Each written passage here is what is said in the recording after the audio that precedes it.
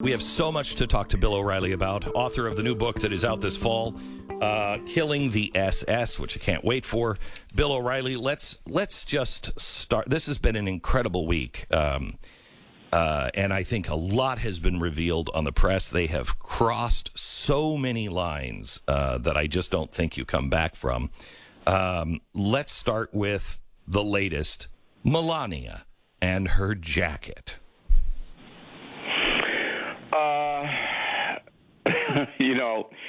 Let me see where I want to start on this. Number one, she should not have worn the jacket. Mm-hmm.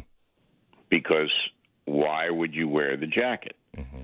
You know, you're going down to show sympathy to children who are confused and dazed and deserve attention. And you are a very powerful person. So I don't know why you would want to wear a jacket that has a message on it. I don't think the message is bad, because I think that the Trump family has been attacked this week in horrible ways. Peter Fonda. But I don't know why her advisors would say, you know what, let's just play this neutral and concentrate on the kids and not bring any attention to ourselves. So, Bill, you know, I always put my position in Beck as an advisor, like you. I advise you and Stu. I always put myself in that position. My advice would be, don't wear that jacket. Okay, so let me give you a couple of scenarios and how realistic you think they are. One, she was walking out. It was going to be raining, possibly in Washington, D.C., either when she was going or she was leaving. She said, you know, just grab a jacket. Somebody just grab a jacket for me, and I'll just wear it in the car. She put it on. Nobody really thought about it because she was just getting it in the car and up on the airplane in Washington. How likely is that scenario? Possible. Okay. Possible. Yes, possible. The next one, that she has a reason to be pissed off this week. Yes, she does. She has been treated horribly by the press. From the get-go, they have treated her horribly. They would have never treated any other first lady like this, with an exception possibly of Mary Lincoln.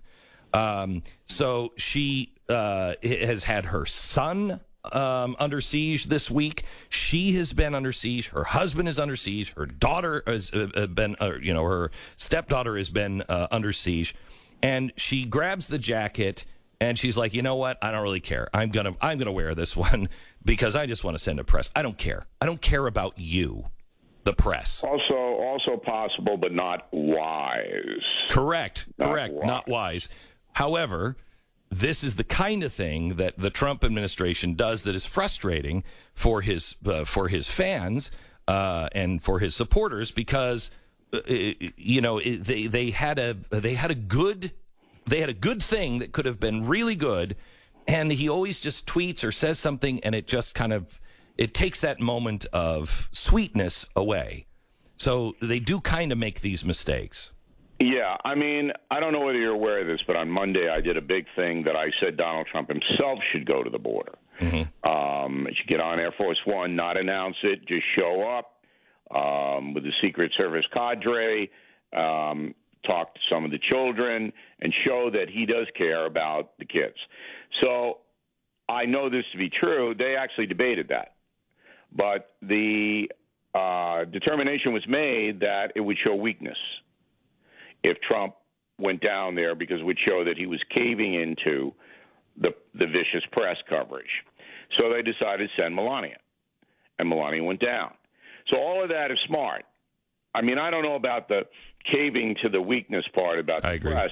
If I were a president, I'd say, I'm going to do what I want, and I want to do this. Yes, I agree. So wait a minute. I've got one more scenario. Yeah. What are out of those two choices, which one do you think is more likely? The former, that just grab a jacket. Yeah, that they didn't know. But okay, all right, hang on. Once she has it on, they have people back. Right. I know that. That are looking at your makeup, your hair, what you're wearing. I got it. Anything's falling. That's how he looks so good every day, Bill. Yeah, I know. So I know. So there's one more scenario.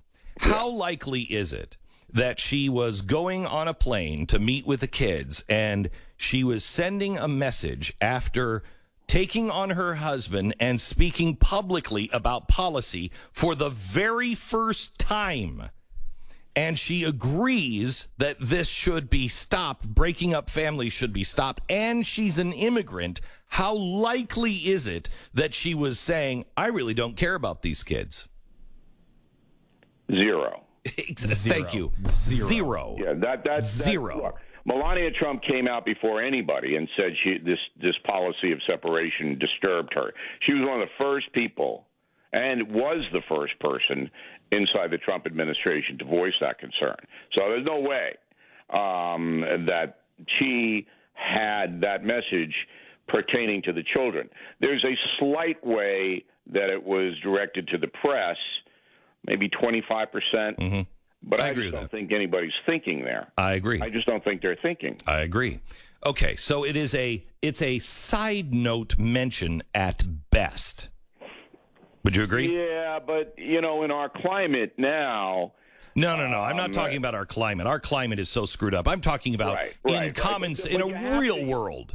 But when you're framing your questions and you're framing your opinions, you have to take care, that's the word, to define to your audience and to everybody that this is a totally different press than we had 3 years ago. Oh, I know. I know. It's totally different. I know. This is seek and destroy. So I want to build a case here with you, Bill. So far, we're on the same page. I want to take a break, and then I want to come back, and I want to talk about the other outrageous thing that the press has done, and they've done a lot this week, and that is Time. That is Time magazine.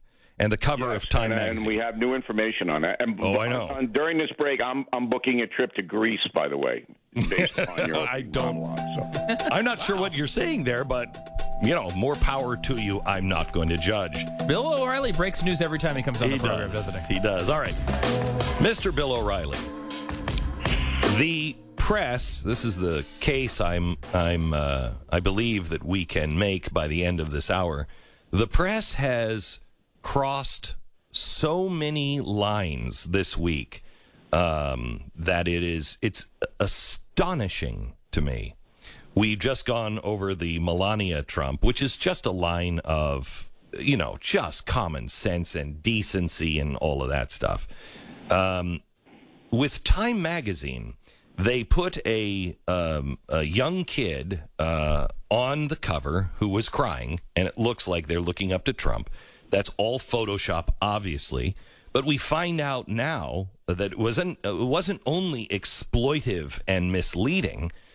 This child was never taken from their mother. In fact, taken from the father, and the mother took this child unbeknownst to the dad and abandoned 3 other children.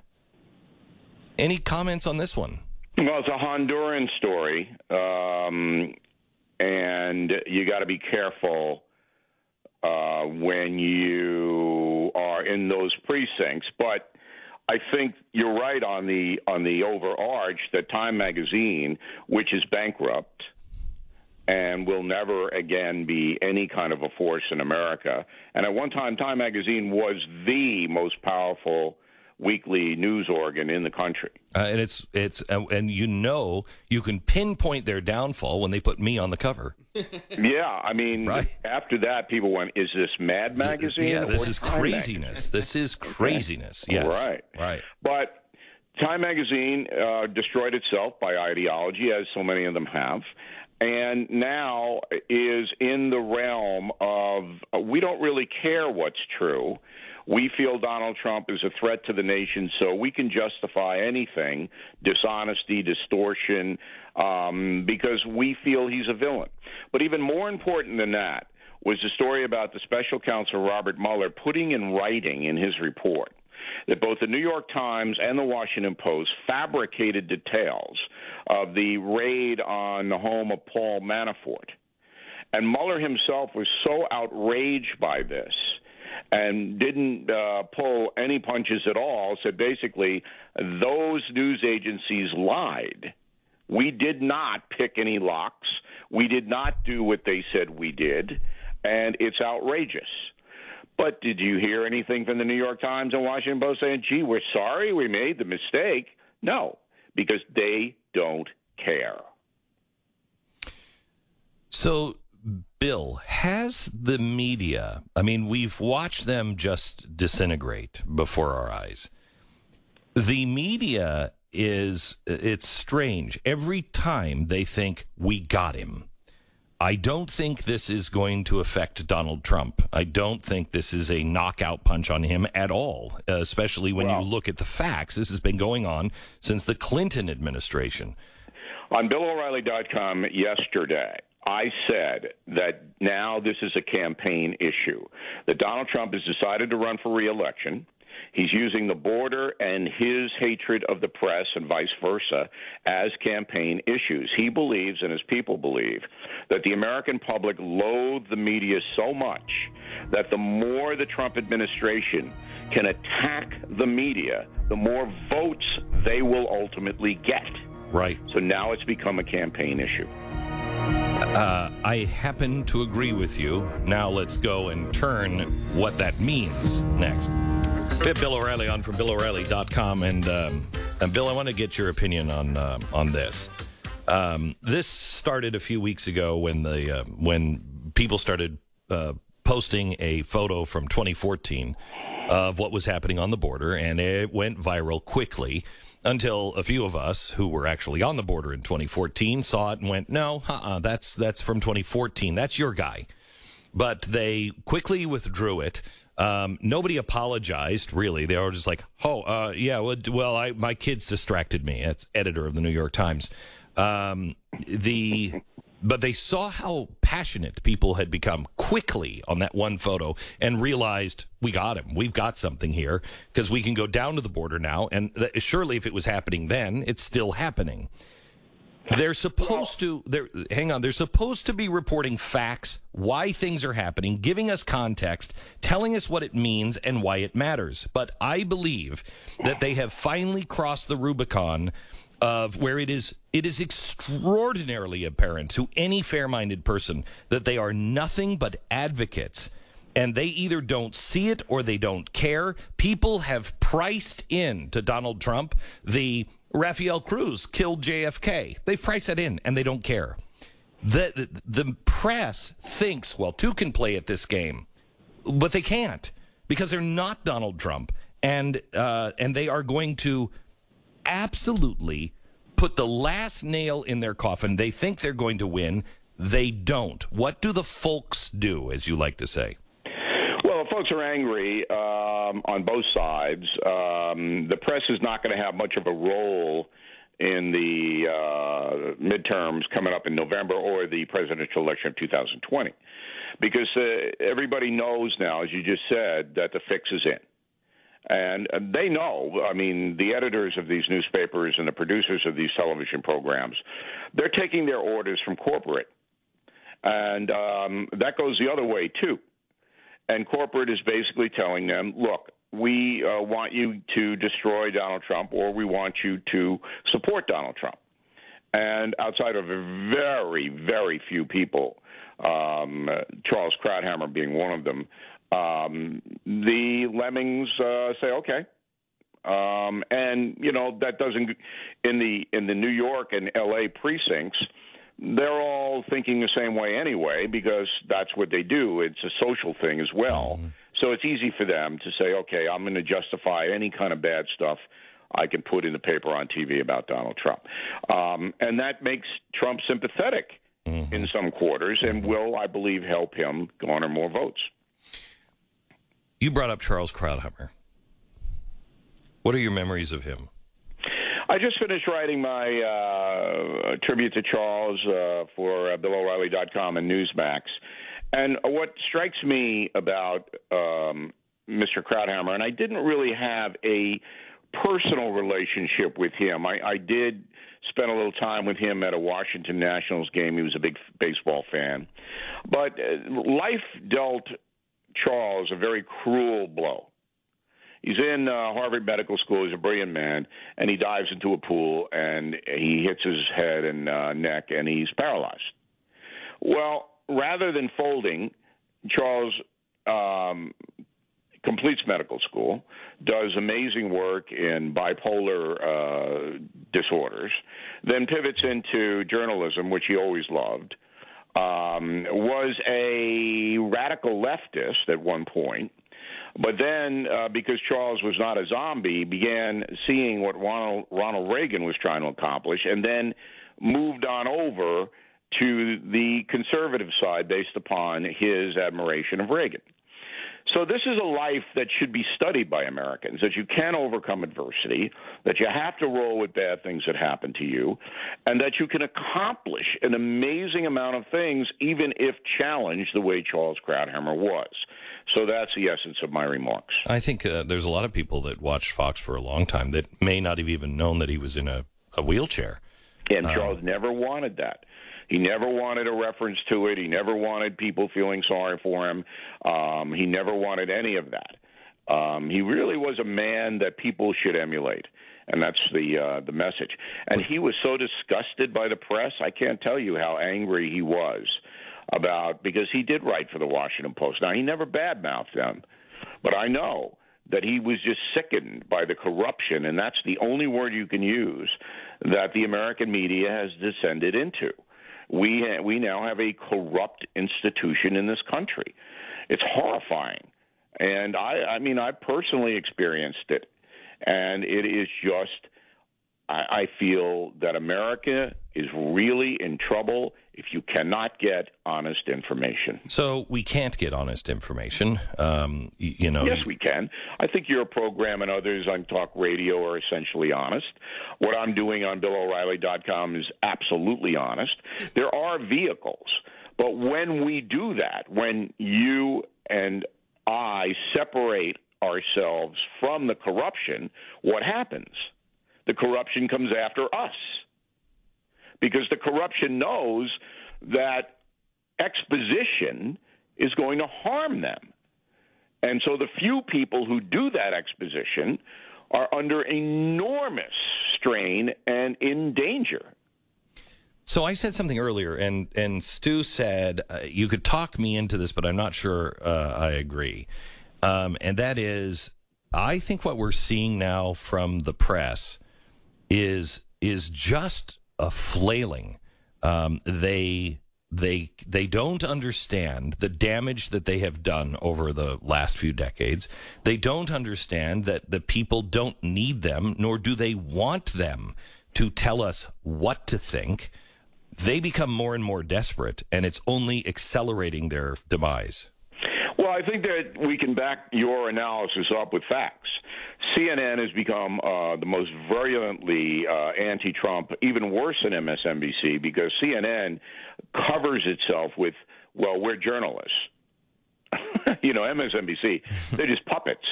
It's a puppet show over there. CNN, well, no, we're worldwide journal. There isn't one primetime program on CNN that gets more than 1 million viewers. Not one. All right? That Jake Tapper, despicable human being, oh, wow, he's down in 600,000, 700,000. Wait, why do you? I happen to disagree with you on Jake Tapper. I know you do. We just talk about this, but I know him. And so trust me on this. All right? Okay. I'm not going to, but okay. All right. No, I'm looking back. Look, if you want to go camping with him, no, I don't. There's a place in the Adirondacks I'll get you in this weekend. No, I don't. No, I'm not taking my trip to Greece. I get it, but I'm not. Right. I'm just saying I'll make up my own mind. Circulation is down. Ratings are down. People are fed up. They have other options that they didn't have 5 years ago, BillO'Reilly.com, The Blaze, and you're right. They're killing themselves, and they don't know it because they hang out with themselves. Yeah. They don't know anybody in Ohio or Idaho or Arizona. And those people are furious. Even the people who don't like Trump particularly, they know the fix is in. Yeah. They know that Barack Obama got unbelievably phony coverage, and they know the hate directed at Trump. And Trump could better, if he would just control himself and discipline himself a little bit more, he could better harness that. Yes. Bill, let me try to sell you. I think the distinction I'm trying to make here, which is I agree with you that, the media is collapsing and it's flailing. But I think that what we're seeing now, particularly with stories like this, and I would throw Parkland into this, I would throw Charlottesville into this, there's a difference in the coverage when they think they've got them this time. Yes. They think they now are running downhill rather than running uphill in trying to sell America on how bad this president is. And I feel like the problems that we're seeing now are more a problem with overconfidence. They think this time the people are with them. They see the polls, they see the optics, and they think if they can this time they'll get it over the hump. This time finally everyone will come along with them and realize what a terrible person Donald Trump is. And when that happens, they seem to overplay their hand. Well, I'm not sure whether maybe some people feel that way, but if you look at the job approval numbers after North Korea and the Inspector General's report, they came up pretty dramatically. Now, it took 3 days. It should have taken 3 hours for Donald Trump to sign that executive order. Those of us who were following the news honestly, I did it right away. I suggested that this was not going to stand. It shouldn't stand. You can't have children harmed in any way. And if a president can mitigate that, he should. We put that out hours after this was exposed. How is it going to play? Their latest attempt is to show the abuse that happens under Donald Trump. I think the executive order took the story away. All right? Now the story will pivot into the Republicans in chaos can't get any immigration plan. While the dishonest press says that, there isn't one Democrat who will vote for any kind of immigration compromise because Schumer and Pelosi have basically said to them, if you vote for any Republican compromise on immigration, we will cut off your funding for your reelection campaigns. All right, where is that story? Where is that story? So therefore, you have an entire party in Congress, no matter what they come up with, the Republicans aren't going to support it. That's a hell of a story. Bill O'Reilly. Talk about little kids in danger. Talk about poor migrants in danger. And let me lay this on you, Beck. I sent you a column, and I'm sure you read it, about the industry of people smuggling. Yes. About how much money is involved in it, about Mexican authorities being bribed to do it. Where's that story? These children and poor people are being used by organized crime cartels who will cut their throats in an instant. Where is that story? I think the American people, I could be wrong. I've been wrong about the American people before. But I think the American people are fair and decent. They look at this story and they know something is wrong. They also know that this is an ongoing issue, and they just want it solved because they do actually care about the kids. Absolutely. Absolutely. They want it solved. Right. And when you have one party that for political reasons will not compromise, despite overwhelming evidence that this is chaos and children are being harmed, but we are not going to do anything to stop it, that's corruption. Well, that's what we have. One last question for you. Yeah. I think the Democrats are going to be very, very surprised if they keep on this course at the midterm elections. It's not going to go well for them. I agree that most Americans want a fair immigration plan, and I think most Americans would support a wall if you explain to them why the wall was necessary, which hasn't been done. Yeah. Which is why I want everybody to read my column on BillO'Reilly.com. That's the essence of why the wall is needed. But the problem with the Republicans is they don't have an articulate spokesperson to get these messages across, so that a lot of people who might be persuaded to do the right thing never hear a cogent argument from the Republican Party. Yes. Bill. That's the problem. Always good to talk to you. BillO'Reilly.com. His new book comes out this fall, The Hunt for the Worst War Criminals in History. Killing the SS is the name of it. We don't know who he's going to be killing next, but Bill O'Reilly on his killing spree. It continues this fall. Bill, thanks a lot.